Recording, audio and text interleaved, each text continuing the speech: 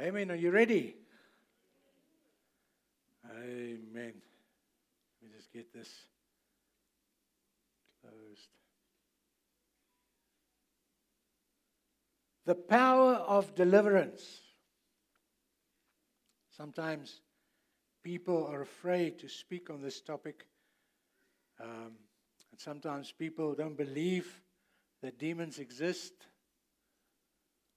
They should have told Jesus. It would have saved him a lot of time because he cast a lot of them out in the book of Mark. We see him constantly confronting demonic spirits. Ephesians tells us that we wrestle not against flesh and blood, but against principalities, powers, rulers of darkness, wicked spirits in heavenly places. This is a given. There are basically two spirits at work. There's the spirit of the evil one that infiltrates the lives of people to bring death, poverty, and destruction. But there's the Spirit of the living God who has come that we might have life and have it more abundantly. And I believe the majority of you sitting here this morning have already become partakers of that Holy Spirit, have already become born again, have already had the ability to begin to speak in tongues and demonstrate the authority and power that God has. And what I want to do this morning is not to create fear for the enemy, but in fact, I want to demonstrate to you the authority and power that God has, and that we are able to use that authority to set ourselves free and also to set those free that are in bondage. I mean, every day we come across people that are bound with many things, people that are in fear, people that suffer from depression, people that have suicidal thoughts, maybe even people sitting in here this morning. So the idea is a twofold idea. Firstly, it's about explaining to you how you can set others free, but also it's about also ministering to you how to set people free. Amen? You ready for that? And so, there's been many testimonies, and I'll share a couple of later, but there's some people that we've just prayed in a service and prayed against addiction, and people got set free from alcohol. Prayed against addiction, people got set free from pain pills that they had to constantly take for pain. And so I want you this morning to be expectant and to whatever you feel the enemy is doing in your life or in your family, that we are here today as a corporate body to take authority over the enemy. There's much more power present here today. The Bible says 1 puts 1,000 to flight, 2 puts 10,000 to flight. So the moment we come in agreement, and we've dedicated this place this morning unto the Lordship of Jesus Christ, and the word says that in the name of Jesus every knee shall bow, every tongue shall confess that Jesus Christ is Lord. Amen? So let me just give you a bit of an introduction before I get into the notes. We got saved very radically, and our whole family got saved. And we used to get together on Wednesdays. Those days before the cell groups even started, we had a cell group. And we started with cell groups, and all our family came together, and our friends, all of us that got saved. There were 17 of us in a cell group. And I was saved about 2 weeks before them.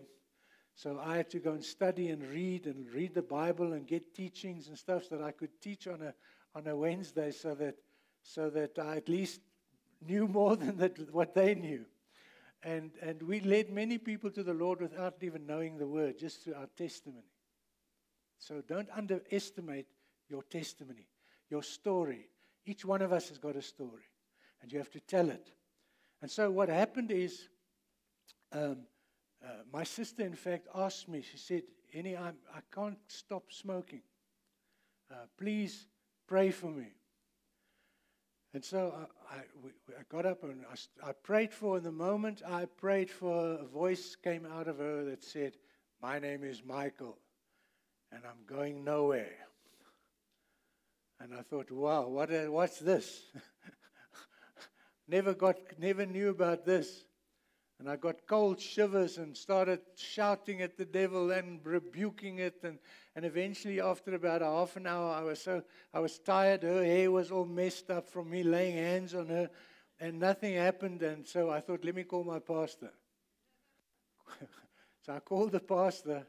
And then I realized when he came, he knew as little as I did about deliverance. And so long story short, We then started ministering, and demons began to manifest and come out of her. And then a week later, funny enough, well, I don't say funny enough, I believe that's the provision of God. There was a person from America, Ed Murphy. Now, he's not the cowboy. For the older guys, they will know the cowboy, Eddie Murphy. but he spoke on the topic of spiritual warfare, and I didn't really know what spiritual warfare is. But I knew I had to go. And so what I did, I bought a ticket for my pastor as well. I took him with me. And so both of us were introduced to spiritual warfare as a result of that incident that took place. Then my brother-in-law was a few months saved, and he was an alcoholic. Got saved, and no signs of, they didn't stop drinking. And about 3 months later, he fell back, and he started drinking again. And then he called me. Now remember, I'm the same spiritual age as they are, and so I went to his house, and I prayed for him. He just said, "Any pray for me. I can't stop that craving for alcohol." And so I prayed for him with I won't say an elaborate prayer. I just prayed in faith. And from that day till when he died, when he was 70, I think 72, he never touched a drink again. Was completely set free. So I'm just using that, and I've got thousands of testimonies that I can bring.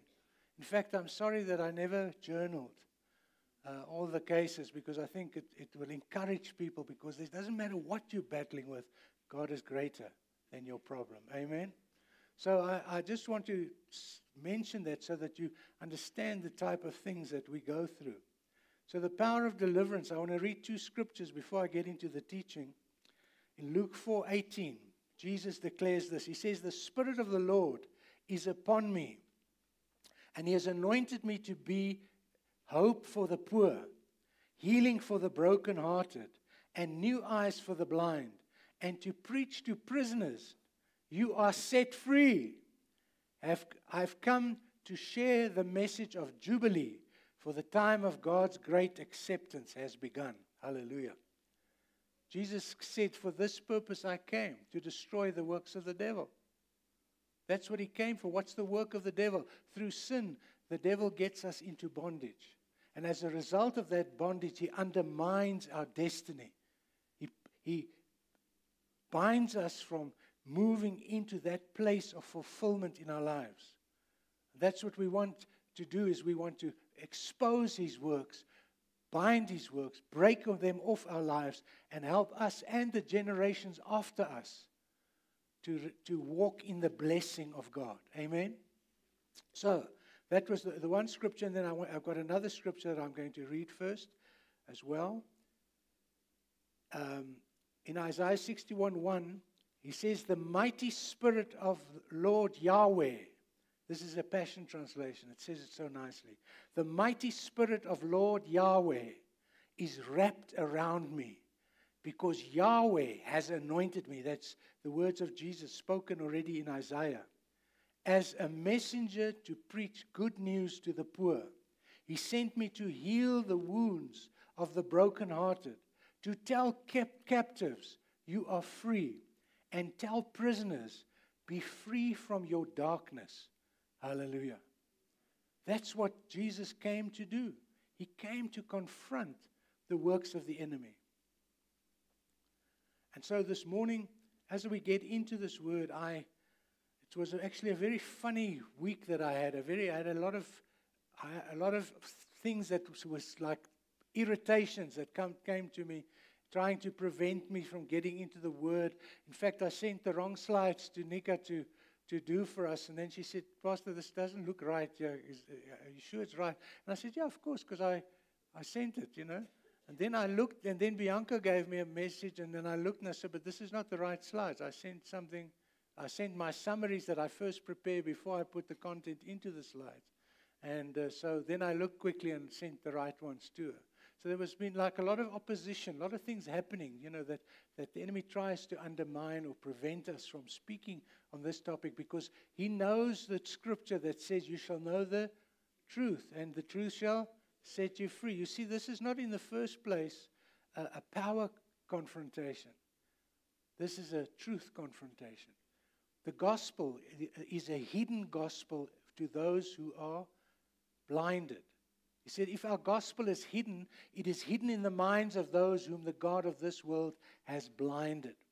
And I believe this morning, as the word is preached as truth into your lives, you will begin to experience deliverance taking place already. I can already see some people that are receiving deliverance, things lifting off them. And I believe after the end of the service this morning, many of us will be free from a lot of oppression. So what's the definition of deliverance? What is deliverance? Deliverance is the act of being set free from demonic oppression. Let me just make these slides.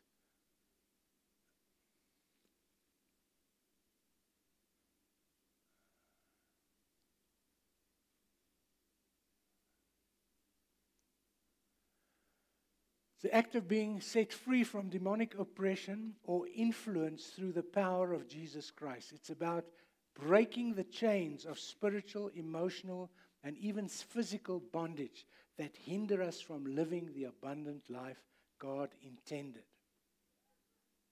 There's so many people. I mean, I think without exception, if I had to ask this morning, how many of you have gone through traumatic experiences? How many of you have been abused? How many of you have been raped? How many of you have had sort of lived in a home where your parents were alcoholic and things like that? And you know, it's so. What I've learned over the years is that everybody has issues that they have to deal with. There's nobody that's perfect. Only Jesus. And that's why He came to bring a gospel to us, to know that you can be set free. That what He accomplished on the cross is to deliver you in all three of those areas, spirit, soul, and body. And what happens is now, we are not talking this morning specifically about people being possessed. Because I think the moment people think of demons, they think of the films, The Exorcist and all that type of thing. What I'm speaking about here is that we have an enemy. And that enemy is looking for a place in you as a believer. He wants some influence in your life that he can use to hinder you from fulfilling the destiny and purpose that God has for your life. He seeks to kill, steal, and destroy, which means he can't just kill, steal, and destroy. He seeks, or he looks for an opportunity. And if we open ourselves to sin, then what happens, he uses that influence. And what happens as he begins to get more and more influence over you, he begins to bring other spirits. And normally you'll find that the spirits are clumped together, certain spirits that work together to try and bring destruction to your life. So a couple of the misconceptions that I want to deal with is that deliverance is only for extreme cases. I want to say to you that every person from time to time needs to go through deliverance or needs to deliver themselves from areas that they're battling with. Maybe you're going through a period and you say, but I can't understand why I'm just losing my temper for anything. Or I'm angry all the time, or whatever the case may be. That could be a sign that there's a demonic presence that somehow, through even trauma, gained an entrance into your life. And so that's why we have to look at it. There are marriage-breaking spirits, spirits that come to specifically destroy your marriage. That's why what these two young people did today to commit their child to the Lord is a way of protecting that child also from that demonic influence against their lives. That's why it's important to do it with faith, not just to do it because it's an expectation of the church. Amen? So that's the one thing. Deliverance is for extreme cases only. No, it's not. It's for every person. And I want to categorically say everyone in this place this morning has areas in our life where there's demonic influence holding us back from the destiny of God. Some of us, things just go wrong all the time. Then it's this one or this, this happens to you. And then you lose this deal or this thing doesn't come through. And eventually there's a pattern of negative things happening in your life, which could be, I'm not saying it is, it could be a sign that there are curses operating in your life. And we have to understand the reality of that. And once we do, we don't have to fear them. We have to take authority over them in Jesus' name. And the second thing is deliverance is something to be feared. Now, over the years, as I said, I've done many, many, many deliverances, thousands. I used to do 100 a month when I was in Hillbrow. I used to have people in my lounge, people in my study, people in our flat next door, and I used to move from one place to the other and do deliverance on them. And my wife had to make cookies and coffee all the time for all the people that came. It's not so easy to be a pastor's wife. I think today it's easier for the pastors. But those days, your wife was supposed to be doing all those things. She had to play the organ, she had to sing, she had to do everything. Thank heavens for Solly and the team. My wife did it. The church we started in Yeovil, she was a Sunday school teacher. She was a worship leader. She had to do all those jobs, and I had to drive the combi and all those things because when we got there, they weren't leaders. We had to train them up. But the fact is that deliverance is something that we don't have to fear. It's something that God has given us authority over. You know, Jesus said in Matthew 28:18, all power and authority has been given unto me. Go ye therefore. So he's transferred that delegated authority and power onto his church, and we need to receive it by faith, and we need to know we have authority. The Bible says, I give you power to trample on scorpions and snakes and over all the power of the devil, and nothing shall by any means harm you. I've had many threats by the demons. They will kill me, they will destroy me, and so on. And I said, if you could do that, you would have done it long ago. I said, but Jesus is the one that protects me, and the Holy Spirit is the one that empowers me. And in Jesus' name, you've got to go. So, the key scripture for this piece is, for this purpose, the Son of God was manifested, that he might destroy the works of the devil. So as I said once again, that this is not only for you, for you to know about deliverance. I believe that what we are going to teach over the next couple of months is going to be practical application of the gospel.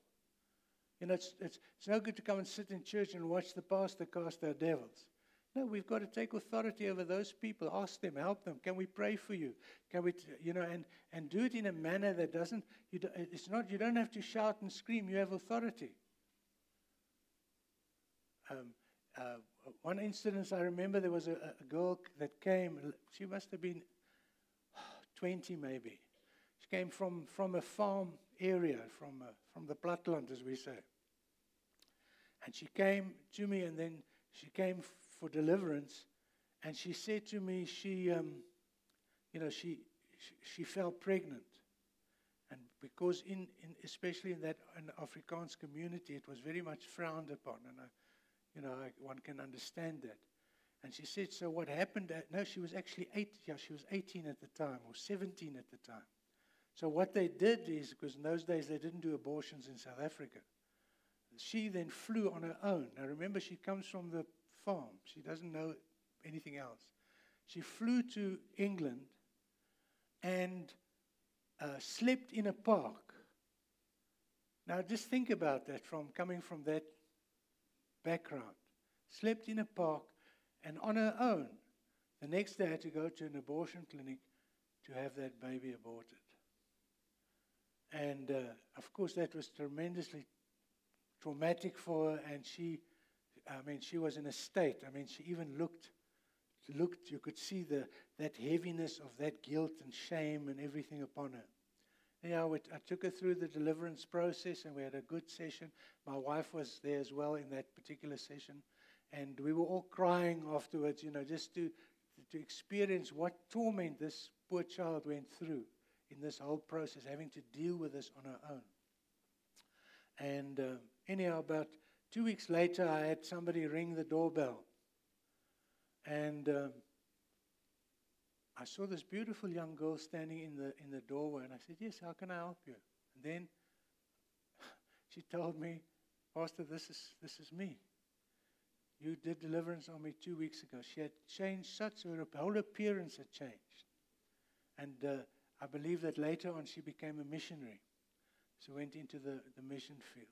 So what I'm saying is that these are the true life things that people are involved in, and that they think because the enemy keeps them under condemnation that they cannot be set free from this. And many people here maybe might have had abortions. While I'm talking about it, I just believe the Holy Spirit is saying. And you're still suffering under the guilt and shame of that act. This morning I want to say to you, there is deliverance and there is forgiveness. If you truly repent and you truly have remorse for that sin, then I want to say God can set you free from anything that the enemy has done to try and bind you and cause you to be under condemnation by that. So this is not about flesh and blood. Our battle is not against people, but against spiritual powers. You know, when your eyes are open to these things, you look at the conflict in Russia, you look at the conflict in Israel, and you realize that all these things are as a result of demonic spirits that want to bring death, poverty, and destruction. Remember, blood is the energy that the demons live off. So that's like sacrifices. These people that die in wars, their blood is the energy that demonic spirits need to operate in this realm. So every war is initiated by Satan. There's no such thing as a righteous war. And so we have to understand that, because by understanding that, we won't give place to the devil. We need leaders that will say, no, we are for peace, we're not for war. People that will always negotiate, people that always try and avoid conflict in a way that they will yield to those spirits to do things that will energize them. Amen? So, what are the sources of bondage? And I've changed a little bit from my book, but the book is very complete. All I want to do is actually introduce you and help you in a practical manner. To see, this is not a big science. You don't have to have a thick book like this to do deliverance. You have to know a few scriptures. You have to know your authority. And you have to be able to allow the Holy Spirit to give you the spirit of discernment. Actually, not the spirit of discernment, the discernment of spirits. Amen. It's a different thing. Sometimes we mix that up. There's no such thing as a spirit of discernment. There's a discernment of spirits. Okay? To discern which spirits are behind. What spirit is attacking your marriage? Do not attack your husband or your wife, but to see what are the spirits that are operating behind him to bring destruction to your family life. So that you, instead of making each other your enemy, you make that spirit your enemy and you banish that from your home. Amen? That's why if we're blinded to these things, we just think, well, I just made a wrong choice or something like that. No. These are spiritual things that want to undermine your relationship.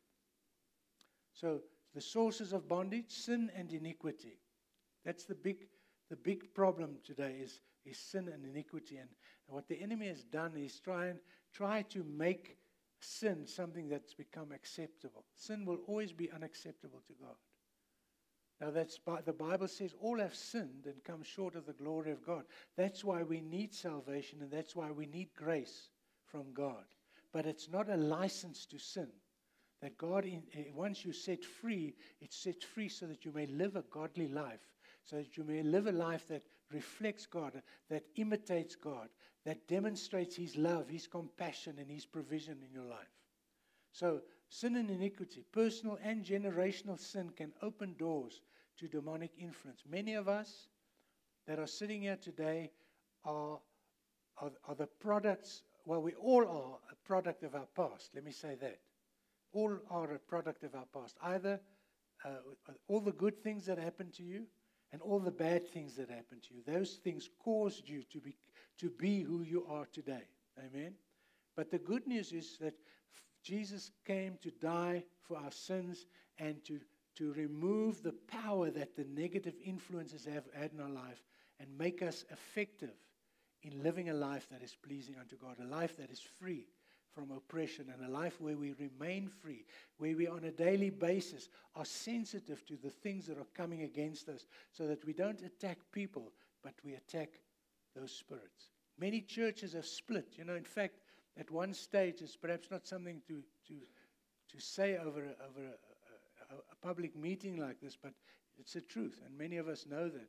But at one stage, the general secretary of our church, which we have over 1,500 assemblies. I think we've got much more all over the world. There's probably 3,000 churches. Not 100,000, 1,000 churches. And the General Secretary's word at a workers' council that I was present at, he says most of the churches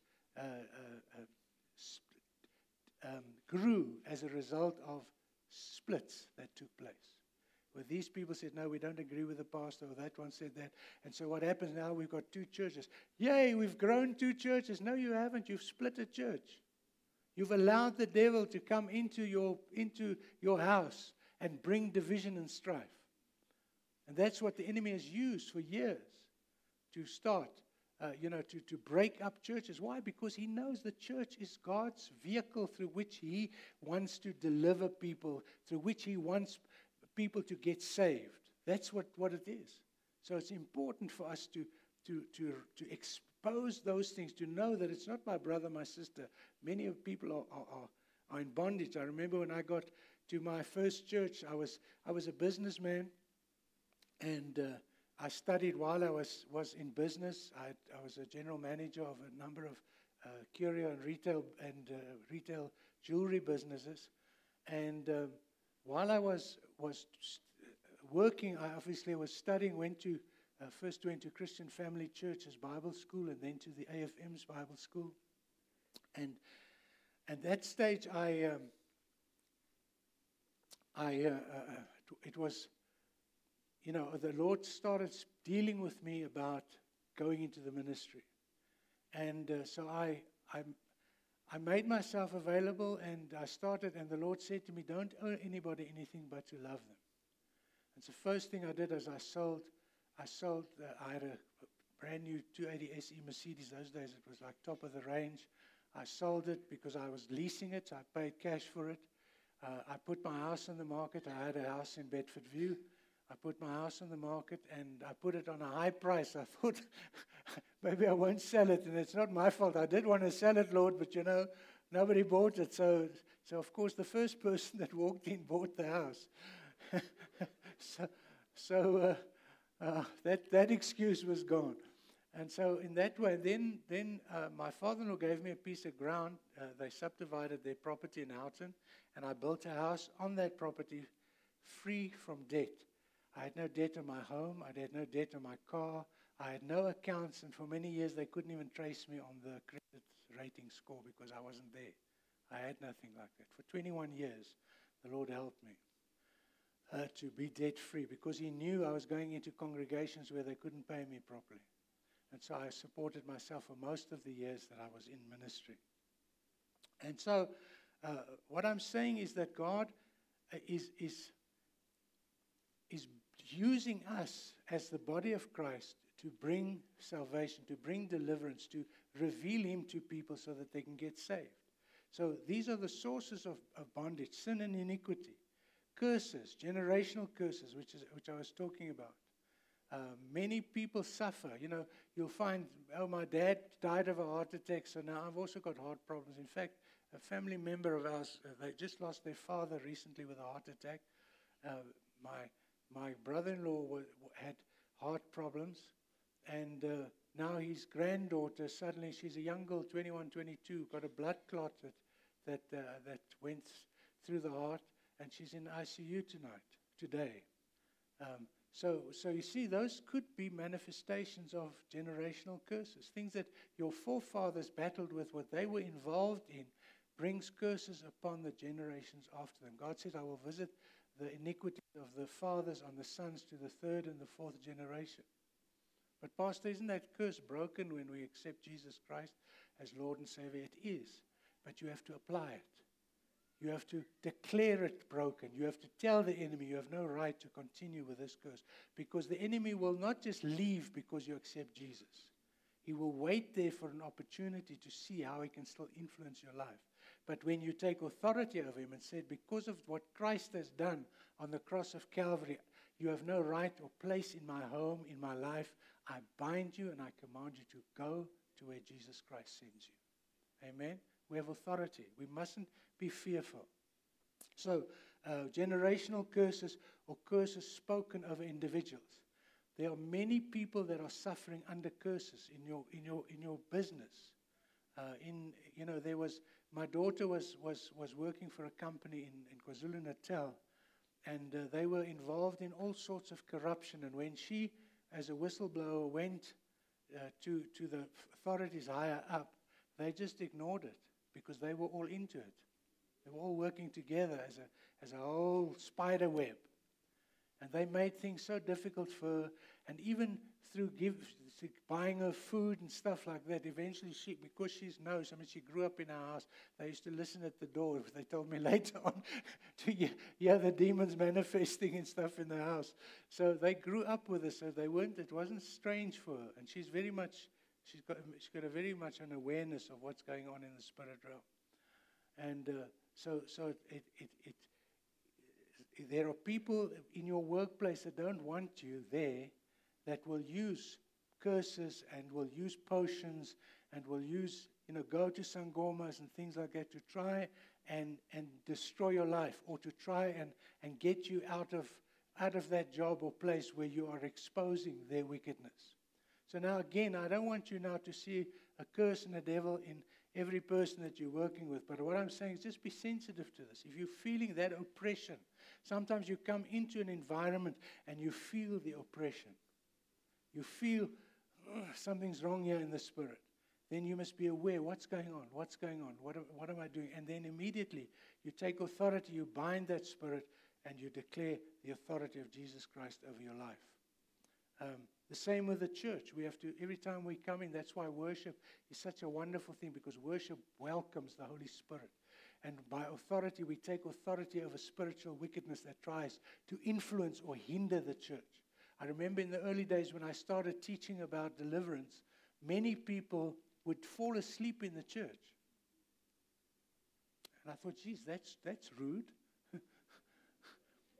I'm not that bad a preacher, And then I started praying against that, and then I just saw that lift, where people didn't fall asleep again.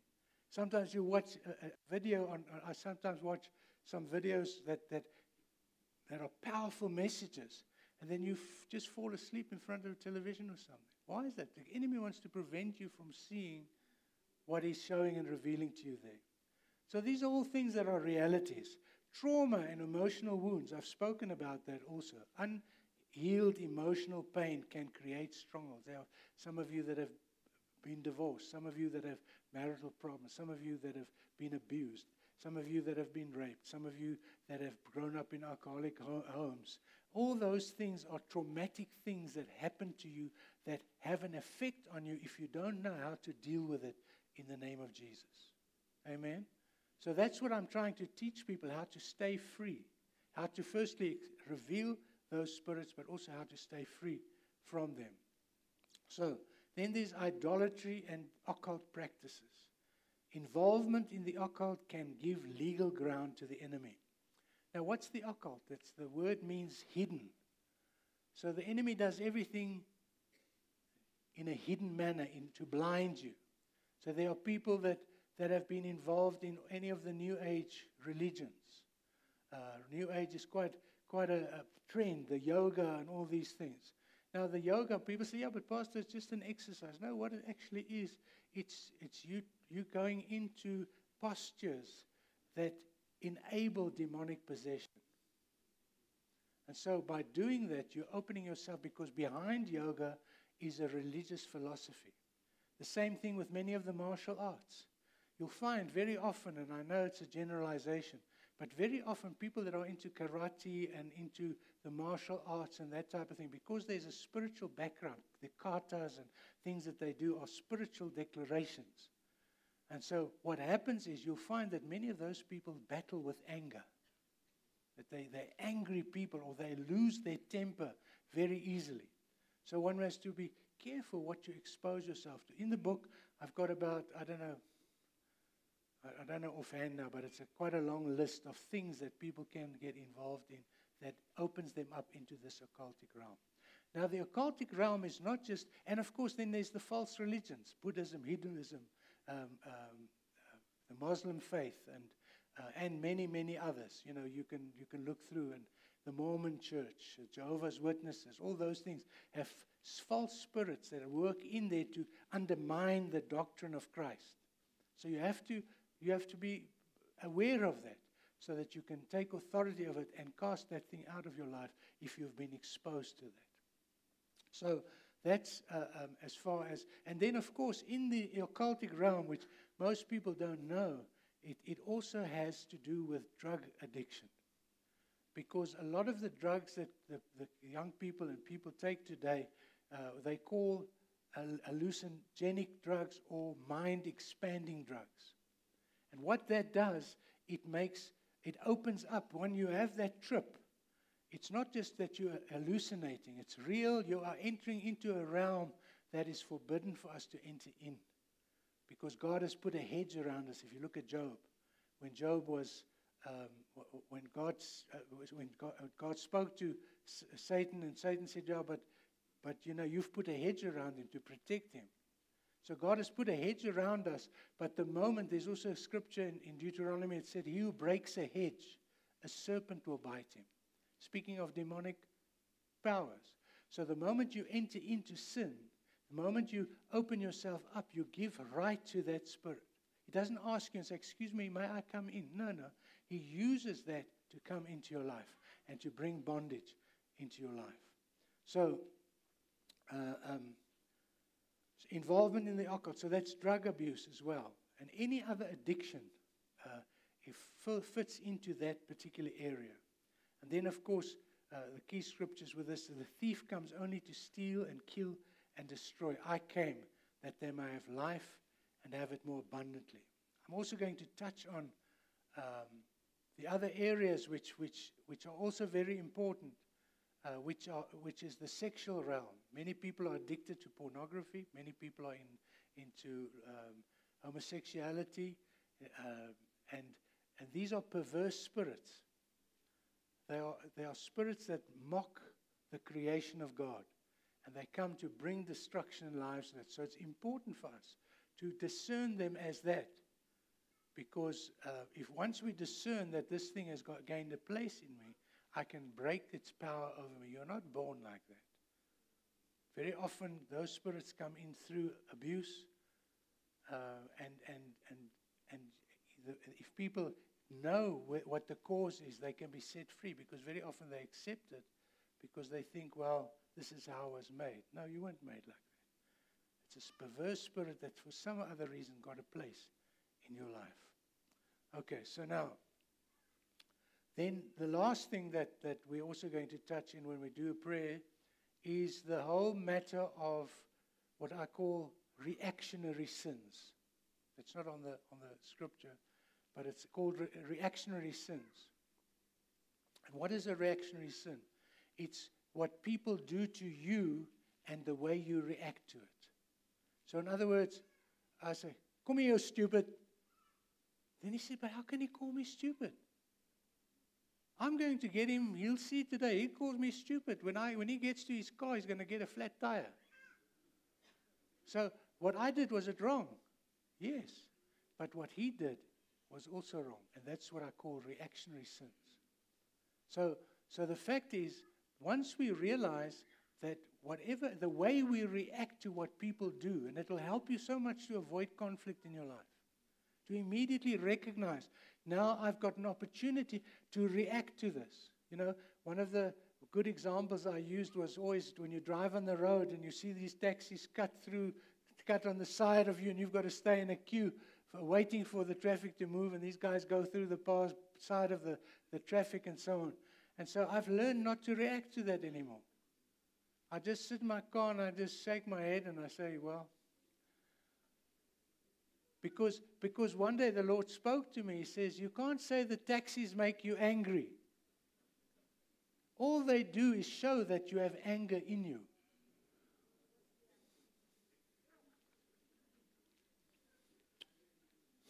I see that is quite a few of you. Yeah. So all that does, it shows that you have anger in you. So all that they've done, they've caused you to react with what's inside of you. So we have to learn and to discern so that we don't allow ourselves to come in reaction. That we just, learn also to forgive. Many people have hurt you. People have said things about you. And some relationships have been broken for years because of words that have spoken. That saying that says, sticks and stones can break my bones, but words can never harm me is the most untrue statement you can make. There's nothing as hurtful as words, as negative words. Amen? Saying something to people. Sometimes you say things to somebody and you realize when you've said that, you shouldn't have said that. Then to undo that, I think they were saying it's like taking a pillow and cutting it and letting all the down go into the air, and then you say, oh, hang on, I'm sorry. Now you try and get all that down back and put it into the pillow. That's what it means if you sometimes say something, because it's there out, it's now out. You can't undo it. But the wonderful news is that through confession and through forgiveness, we can restore our hearts, because the Bible says that we must guard our hearts more than anything that should be guarded, because out of it flows the issues of life. So, let's talk about the authority of the believer again. I have touched on some of it. The authority that we have in Christ. He says we have been given authority over all the power of the enemy through Jesus Christ. Here's the scripture. It says, now you understand that. This is the passion. I have imparted to you, speaking to us now, and to his disciples there, my authority to trample over his kingdom, talking about the devil. You will trample upon every demon before you and overcome every power Satan possesses. Absolutely nothing will harm you as you walk in authority. That's the key, to walk in authority.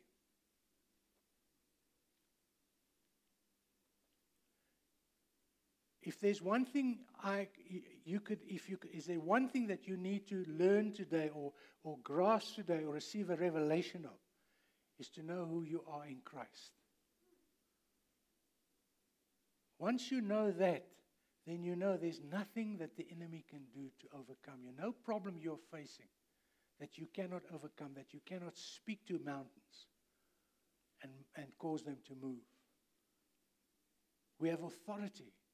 God has given us authority, all power and authority invested in him. Go therefore. We are the light. And darkness is the absence of light. When light comes into a room, what happens? The darkness goes. And we are light and we are salt. And so we have authority. Jesus told us in this Luke 10:19. He told us specifically. He says, we will trample upon every demon before you and overcome every power Satan possesses. Absolutely nothing will harm you as you walk in this authority. So this morning, if this group of people can walk out of this building knowing who they are in Christ, knowing their authority and power, and having an eye to see what is going on in the spirit realm, we can begin to change environments through the power of God in us. Amen? So the name of Jesus is the authority that we have been given. The name of Jesus holds immense power and authority. The Bible says, in the name of Jesus, every knee shall bow, every tongue shall confess that Jesus Christ is Lord. And he's given us his name to use. He says, in my name, you will cast out devils. And people say, sometimes the demons would try and get you to feel prideful. They would say to you, gee, but you're strong. And I say, no, it's not me. It's Christ in me. So they try and get you into a place of pride. so that you lose the power to take authority over them. But once you understand this is all Jesus in you that's doing the work through you, that's where the authority and power comes from. Then, of course, we have the Holy Spirit, our helper. The Holy Spirit empowers us to exercise our authority. That's why Jesus, remember, he sent the disciples to Jerusalem and he said, wait there till you be endued with power from on high. Why? Because he knew that they would need that power because they have an enemy that they are fighting against. They need that power to enforce the finished work of the cross. Now, what is the process of deliverance? The first thing is repentance and forgiveness. Turning away from sin and receiving God's forgiveness. It's a decision, a choice you make. And sometimes people can't make that choice because they think they're under condemnation. How can God forgive me? Fact is, he has already forgiven you. All he's waiting for you to do is to confess and to repent. You see, before you do that, he's hands off. But he's waiting for you to do that. But the moment you confess and you repent, that forgiveness that he has already given becomes yours. And then the Bible says, there is now therefore no condemnation for those that are in Christ Jesus, for those that are called according to his purpose. Amen? Renouncing demonic strongholds. You have to break agreements with the enemy. Any covenant that you've entered into, whatever the reason may be, if you've gone into to get some muti from a witch doctor, you've gone into covenant with him. And that gives him access to the control of your soul. And these things are real. These are realities. So what happens, that witch doctor has now, because of a physical contract, you've given him money and you've given him a right to speak into your life. And so by doing that, you've entered into a contract. And what happens then, now you find all things going wrong, because what he wants you to do is he wants you to come back all the time. Because now he's got control of your soul. And so the thing is, you need to break those contracts. And that's the good news. You can break it just by an act of a statement of your words. Break those covenants because of what Jesus has done for you on the cross. And there's many other contracts that people enter into. You must be careful the type of contracts that you sign or the things that you get involved in.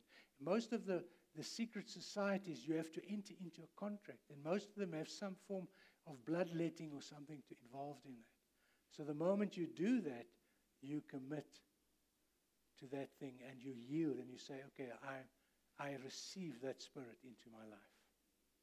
Freemasonry, one of the things, for instance. And there are many other secret societies and things that people enter into covenants with. And you need to break it. It's not a main big thing. You can break it and you can carry on with your life free. Breaking curses and generational patterns, I've spoken on about. Prayerfully renouncing curses. I think what's a very good idea when you've gone through this sermon today and I've taken you through a prayer is to go and separate yourself a little bit and be still before the Lord. And say, Lord, where have I opened up? Where have I said things that have contractually bound me to that spirit? And then what you do is you confess it as sin. He says in 1 John 1 verse 9, if you confess your sin, he is faithful and just to forgive you your sin and to cleanse you of all unrighteousness. So, Lord, I confess it and I repent. It's no good just confessing it and carrying on doing it. You have to repent, which means you have to turn around. You have to change your way you think about that thing that is wrong. Amen. Very important. And then receiving prayer and ministry. Sometimes the things that we're battling with, we need somebody else to pray with us or for us. We can't always deal with it ourselves. And I know, the Bible says God resists the proud, but he gives grace to the humble. Submit yourself, therefore, to God. Resist the devil, and he will flee. Many people quote that, resist the devil, and he will flee. No, you've got to back up. God resists the proud. He gives grace to the humble. Submit yourself to God. Now resist the devil, and he will flee. In fact, the one translation says he will flee in stark terror. Here it is. I've actually written it in the Passion Translation again. So then, surrender to God.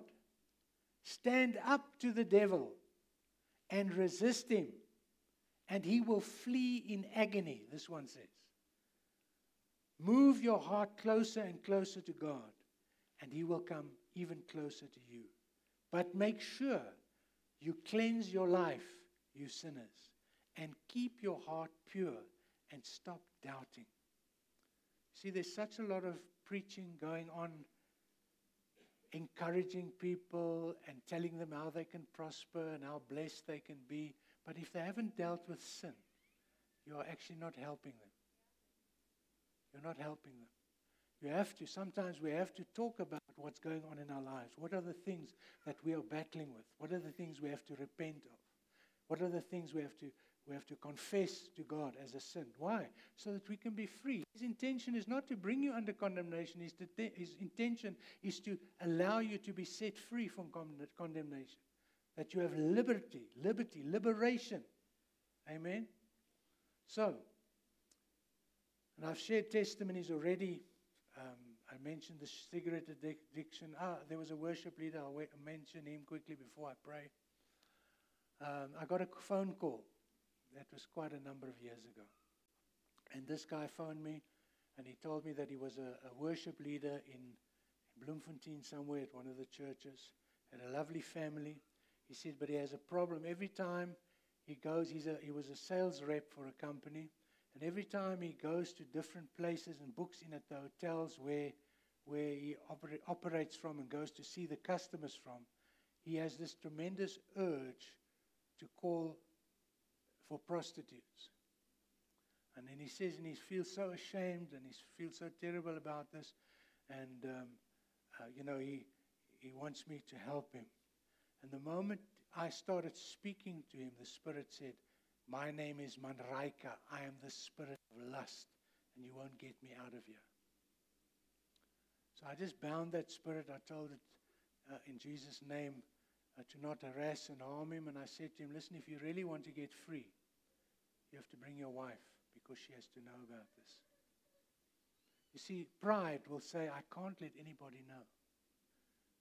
But the moment you humble yourself, God can do something about your issue. And so what happened is he came with his wife from all the way from Bloemfontein, came into my study, and it was actually one of the most dramatic deliverance sessions I had. Those demons were knocking him against the wall. And then they said to me, we've got a right to this body. I said to him, what is your right? They said, we bought him. I said, how? Through sex. And I said to him, well, the Word of God says that if we confess our sin, He is faithful and just to forgive us our sin and cleanse us of all unrighteousness. And that's when that Spirit said, hey, nou, jy maak my seer. And so he got deliverance, was set free. I never heard of him. I can't even remember him.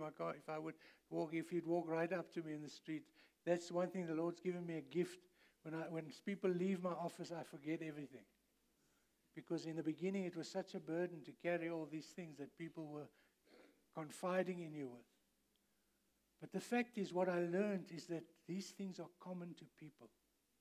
You know, we don't have to feel, nobody must know. No, let's get free. Let's be as a body people that are quick to forgive and people that are quick to repent and to desire to work and do and share the good news to others that are bound and oppressed. God set me free. He can set you free. Amen? And so that's what I want to do today. And I want to take us through a prayer. And I'm going to do that every service so that you know what the process is to take people through. Because the prayer covers basically all the areas that I've mentioned to you today. And let me just get it quickly. And so taking you through the prayer is the confession part. And then I'm going to pray for us, just in a general prayer. And right through the service, I could see people getting deliverance already. So You see, that's just the knowing truth. Truth liberates you. Knowing the truth. Okay, I thought this thing, I've got to sit with this all my life. It's going to torment me or what? No. Confess it. Repent and receive the liberation of Almighty God.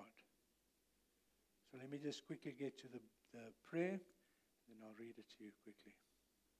So what I want you to do is we're going to do this prayer, and I want each one of you to pray it after me. Close your eyes and focus on what the Holy Spirit is showing you, things perhaps that come to mind, that the Holy Spirit is showing you today. And then, as we confess it, we actually remove the ground that the enemy has to have a place in our lives. Amen? So let me just quickly get the prayer. There's a couple of things that I will be sharing in the next couple of weeks as well, concerning grounds and concerning all the other things. Okay, here we go. Okay, so now you can just sit there, just close your eyes, bow forward, and just come into a place now where we're going to confess all these things. Now, the fact that we confess all these things doesn't mean that you've been exposed to all of them. All it means that if you have been exposed, we break it. If you have not been exposed, no problem. Okay? Nothing will happen to you because you haven't done it and you confess it. If you know you don't, it's not applicable to you, doesn't matter. But if it is applicable, it's very important that we do that. So we're doing it as a family this morning. Amen. You ready? Okay, let's pray. Father, I confess that in the past I have held unforgiveness, sometimes bitterness and resentment in my heart against certain people who have hurt or disappointed me. I now recognize this as sin, and I confess it as sin. For you have said in your word that if we confess our sin, you are faithful and just to forgive us our sins and to cleanse us of all unrighteousness. I now forgive the following people whom I can remember who have hurt or disappointed me. Now, just while you're sitting there, think of the people's names. God will bring you incidents.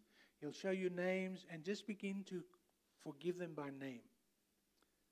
Just tell, Father, I forgive so-and-so for what he has done or she has done, whatever. Just take a bit of time. I'll just give an opportunity for you to do that. Don't try and argue in your mind. If the names come up or the incidents come up, just release people and forgive them. Remember, forgiveness is an act of faith. It's not a feeling or an emotion.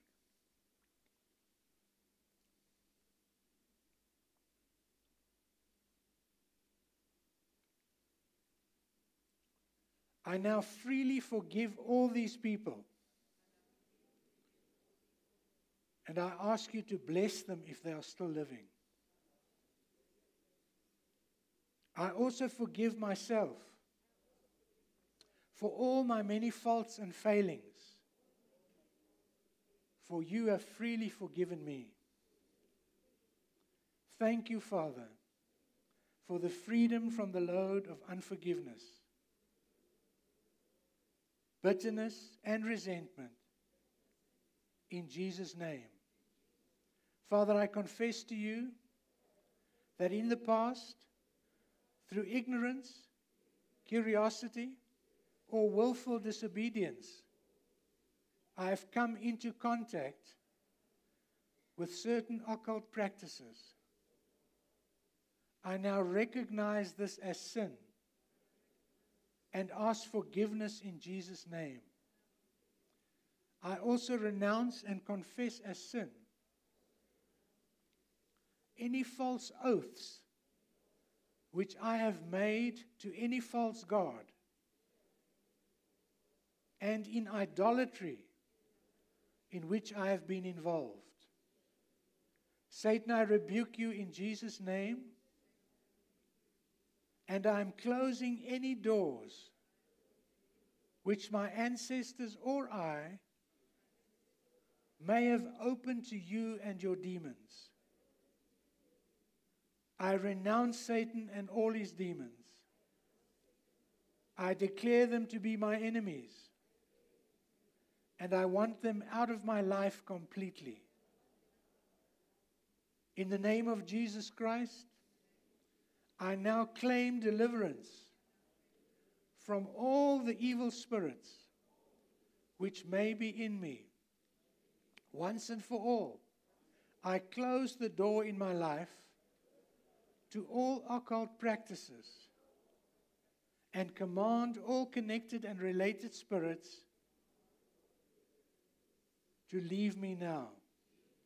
In the name of Jesus Christ, I break all curses placed against me by witchcraft and command the curses and spirits from them to return to their senders. In the name of Jesus Christ, I break any curses of rejection from the womb or illegitimacy which may be in my family line, even back to 10 generations on both sides of the family.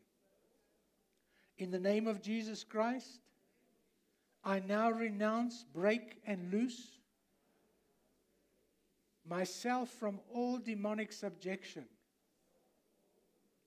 from any ungodly soul ties to my mother, father, grandparents, or any other person, living or dead, who has ever dominated or controlled me in any way which is contrary to the will of God and the Word of God. I thank you, Lord, for setting me free. I also repent and ask you to forgive me if I have ever dominated or controlled some other person in the wrong way. In the name of Jesus Christ, I now renounce, break, and loose myself and all my descendants from all psychic heredity, demonic holds, psychic powers, bondage, bonds of physical or mental illness, or curses which may be upon my family line as a result of sins, transgressions, iniquities, occult or psychic involvements of myself, my parents, and any of my ancestors, and if you have a spouse, and all ex-spouses, and all their ancestors.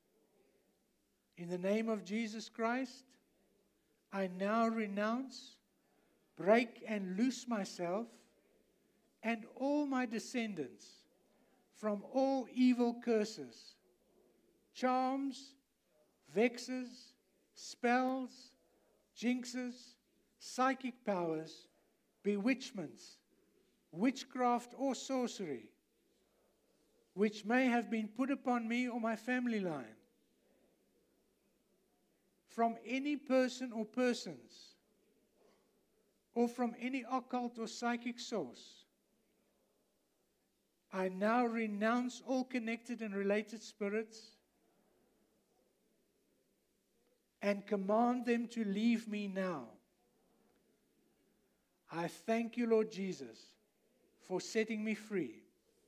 Father, I break and renounce, cut and break all evil soul ties which I may have with lodges,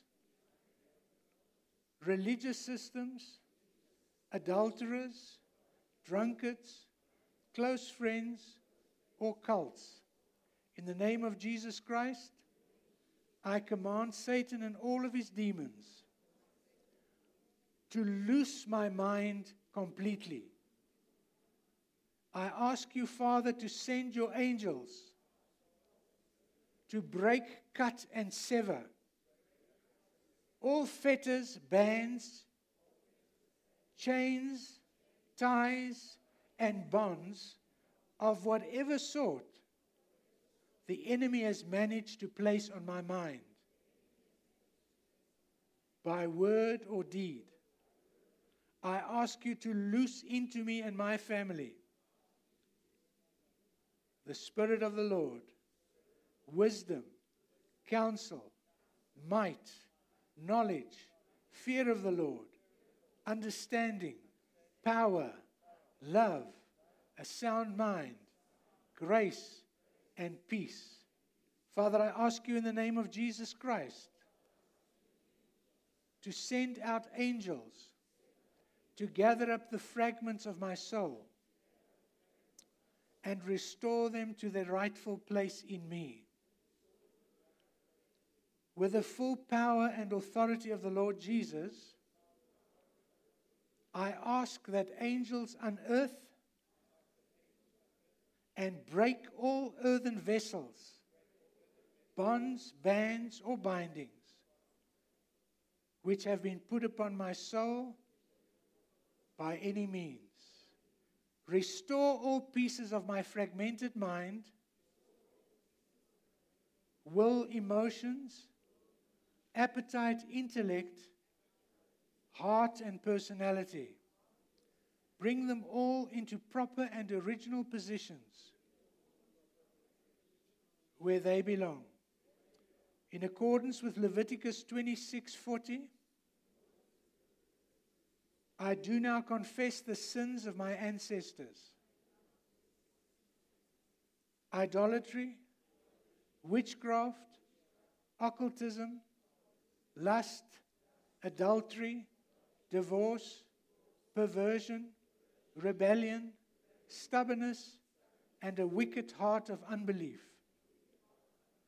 I claim forgiveness because of the provisions in 1 John 1 verse 9. Breaking the curses, whoredoms, and iniquities from my descendants and me.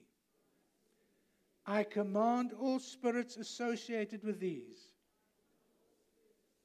to leave my family and me and go wherever Jesus wants to send them.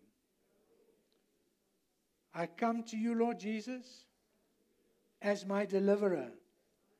You know all my problems, all the things that drive, torment, defile, and harass me. I now loose myself from every dark spirit in me, which is not the Spirit of God. I command all such spirits to leave me now in the name of Jesus Christ.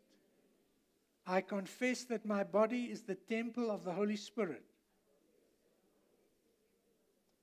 redeemed, cleansed, and sanctified by the blood of Jesus Christ. Amen. Now what I want to do is I'm going to pray a prayer now of deliverance for you. And I can, as I said, I can sense that many people are already beginning to receive deliverance. So receive this prayer. Just keep your eyes closed still and just focus on yourself this morning. Satan, in the name of Jesus Christ, I've put you and all your legions on notice that I'm attacking you from my position in Christ at the right hand of the Father in heavenly places. This places me high above you, your principalities, powers, thrones, dominions, world rulers, rulers of darkness, kings, princes, and every other demonic rank under your command.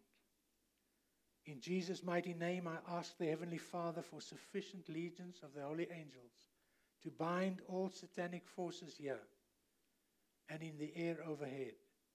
They will not be able to interfere in any way with God's people being delivered. Further, I command in Jesus' name that the free demonic spirits in this place be securely bound and taken where Jesus sends them so that they can in no wise interfere. I I take authority from the third heaven where I am seated with Christ in heavenly places, and remind all evil spirits that you must obey when I call your name or your family name. You are to come out of the people and go to where Jesus Christ sends you. In the name of Jesus Christ, I now take authority over every spiritual wickedness, every area that has been committed to the Lordship of Jesus Christ. I declare bound, and I command those spirits to loose and go. I come against spirits of poverty. I break those spirits over people's lives. Poverty that has come upon people as a result of curses that have been spoken over them generationally. I come against the spirit of witchcraft. I bind you in the name of Jesus, and I break every curse that has been spoken upon these people. I break it over them in the name of Jesus. I command you to loose them and go from them now. I come against every spirit of unforgiveness, of doubt, of unbelief. I bind you in the name of Jesus, and I command you to loose and go. I break your power over them. I come against the spirit of anxiety. I rebuke you in the name of Jesus. You spirit of fear. God has not given us a spirit of fear, but of love, power, and a sound mind. All spirits of fear, fear of the future, fear of failure. I rebuke you in the name of Jesus. I bind you, and I loose upon these people the spirit of peace, righteousness, and joy in the Holy Ghost. I come against every other work of the enemy manifest here today. I come against suicide, every spirit of suicide, tempting to cause people to kill themselves. I bind you in the name of Jesus. I break your power, and I command you to loose them. I come against every spirit of mind control that has come upon the minds of people through curses that have been spoken over them. I break your power over them in the name of Jesus. In Jesus' name, every knee shall bow, every tongue shall confess that Jesus Christ is Lord. I cut, break, and sever every bond, every band, every chain. In the name of Jesus, I commit and submit this church to the Lordship of Jesus Christ, and I loose them from every oppression, from every bondage, from every stronghold. In Jesus' name, I command you, go in Jesus' name. You have no right, you have no place. Jesus Christ is Lord of this house and Lord of our lives, and we reject and renounce and break the curses in the name of Jesus. In the name of Jesus, every knee shall bow, every tongue shall confess that Jesus Christ is Lord. Father, I thank you for deliverance. I thank you for breakthroughs in people's lives. I break every bond, every band, every addiction I come against in the name of Jesus. Addiction to drugs, addiction to alcohol, addiction to pain pills, to medication. I bind you in the name of Jesus, and I break that addiction, that dependency. In the name of Jesus, I command you to loose and go from them right now. In the name of Jesus, I come against every spirit of rejection. You spirit of rejection, those spirits of rejection that have even come in the mother's womb, I rebuke you in Jesus' name. I bind you, and I command you to loose and go from these people in Jesus' name, for they are accepted in the beloved. Never doubt again, you have been accepted by God in the beloved, and therefore rejection has to go in the name of Jesus. I command every spirit of rejection to go now. I come against mind control, every spirit afflicting the minds and the thought patterns of people. I rebuke you in the name of Jesus. I bring the blood of Jesus to bear against you, and I cut, break, and sever every tie, every bond, every chain with which the enemy has held people in bondage. In Jesus' mighty name. In Jesus' mighty name. And all God's people said, amen. Amen. Let's stand up and give the Lord a praise offering. Hallelujah. Hallelujah. Thank you, Jesus. Thank you, Lord. Thank you, Lord. Now, next week, I'm going to continue